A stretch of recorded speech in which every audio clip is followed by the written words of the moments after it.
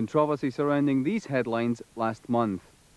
For Graeme Souness, it was a case of going back to his great love in football, Liverpool. To many Rangers fans, however, his departure represented betrayal. But despite leaving the club in what was seen as less than friendly terms, it was the Rangers result he looked for yesterday, after his own game was finished. I was obviously delighted. No matter what anybody says, they still play. That'll be a result I always look for. Still a big part of my life. You know, it was 5 great years I had up there, and even during the game, our game against Tottenham, there was a guy behind me kept shouting the score out. So I was delighted for them, for everybody up there. Was there a touch of sadness about it, though, the fact that you weren't there? No, I've made my bed. I must get on with my life now. Ideally, and I did ask to stay until the end of the season. I did want to do that, but David and the rest of the directors felt it better if I actually went there and then when the announcement was made, or when it became public. You talked to Walter after the game, Walter Smith. What was the conversation between you then? We became great friends in the 5 years we spent together. We know each other, ins and outs of each other. We've been through emotional highs and emotional lows. We're great friends, and I'd like to think it'll remain that way for a long, long time. I'm delighted for him, delighted for his family. Walter's now in a job that something he can only dream about. He's a Rangers man through and through. There's nobody better for the job. I actually recommended him for the job, and I'm delighted for him and his family. In the last 7 days before winning the championship, there's no question about the fact that Rangers appear to be buckling, and the great public opinion was that they might lose the thing. Walter admits to having some doubts about it. Did you feel that way? To be perfectly honest, I just felt the tide was against them. We find it hard not to use we. Rangers were experiencing problems from game to game. They were getting injuries on top of the injuries already had, not just the players, the key players. They were bringing players back for a game, and people were missing him, like John Brown, and ends up not lasting the game yesterday. He went into the game, I believe, with injections. You'd have to tie him down to stop him playing in a game like that. He's carried an injury for a long time. The tide seemed to be turning against them. No credit to the players who played yesterday. They battled on. We always felt, that's Walter and I always felt, that the players we had at Rangers, when it came down to the line, David, when it came to the crunch, they would deliver. And they've done that time and time again, and they've done it again yesterday. Sad to say that particular occasion yesterday was one in which the anti-Souness feeling seemed to manifest itself in all kinds of ways. For instance, the newspaper owned by the chairman, David Murray, actually had a sign saying this is a 100% Souness-free zone. The fanzine Follow had a mock competition on the front page, shoot Souness and win a Metro.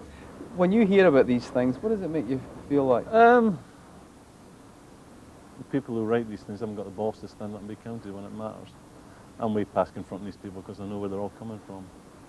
Has it actually soured your feelings for even going back to Scotland on a trip? Yeah, I think so, a wee bit. I've still got my dad and my 2 brothers up there. I'll go back time and time again to see them.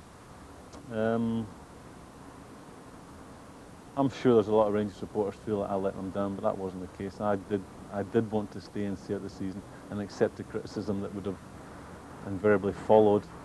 That wouldn't have worried me. It's never worried me in the past. I would have stuck with it.